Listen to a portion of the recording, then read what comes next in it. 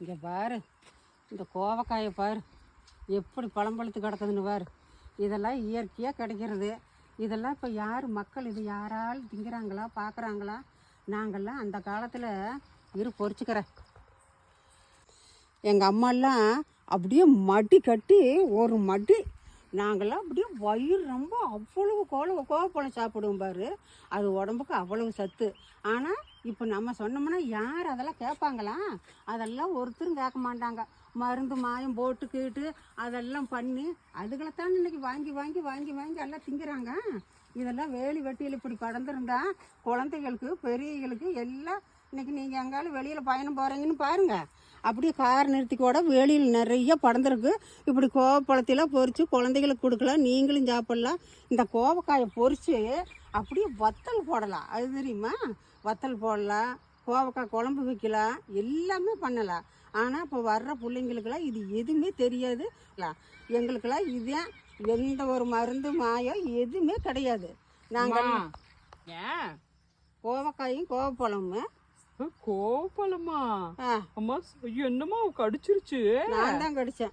நீங்க தான் கடிச்சிங்களா? ஆமா. உங்களுக்கு என்ன பல்லு இப்படித்தான் இருக்குதா? ஐயோ என்ன இப்படியாச்சு? ஏமா செக்க செவியரு பாக்குறக்கே அழகா இருக்குதுங்கம்மா. எனக்கு ஒரு சந்தேகங்கம்மா. உனக்கு எப்படி அது வராத இருக்குன்னு ஆச்சரியப்படணும். இல்ல சந்தேகம் வராத இருக்குன்னாத்தான் ஆச்சரியப்படணும்.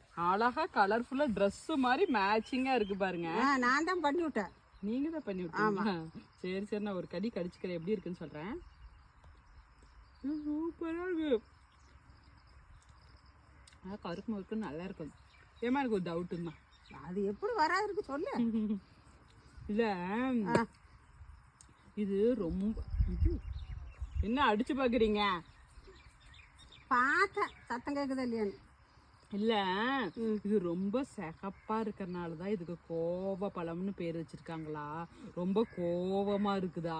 ஆமா, ரொம்ப கோவப்பட்டு அப்படி செவந்து போச்சுங்கிறேன். நீ ரொம்ப கோவப்படு, அப்படியே ரொம்ப செவந்து வெள்ளையா வந்துருவேன், சிகப்பு கலர்ல வந்துருவேன். அப்படியா? ரொம்ப கோவப்படு. புருஷனுக்கு சோறு போடையில, பிள்ளைக்கு சோறு போடையில ரொம்ப கோவப்படு, அப்படியே செவந்து போயிருவேன். எனக்கு யார பார்த்து கோவம் வருதில்லம்மா.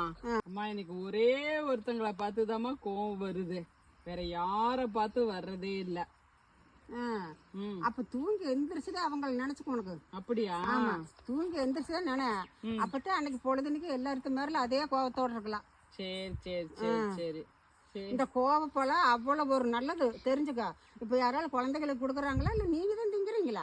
அதை கண்டா பொறிச்சு திங்கிறீங்களா நீங்க? நாங்க எங்க வேலிக்கு எங்க போறது? கிடைச்சாதான் நீங்க கொண்டு அப்படி கொடுத்தீங்கன்னா நாங்க சாப்பிடுவோம்.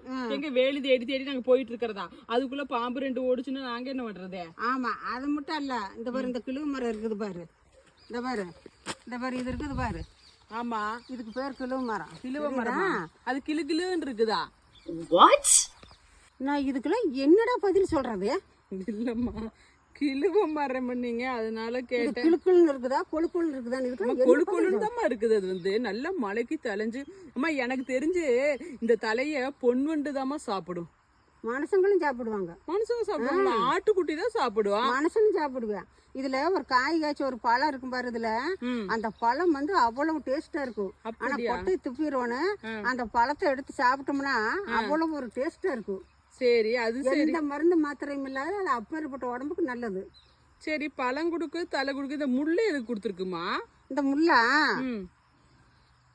ஏய் முத்துக்குமாரே, ஒரு நிமிஷம் வர்ற, ஒரு ஆள் வருது, புடி விட்டுறாத. கண்டிப்பா கரெக்டா நிக்கிறியா?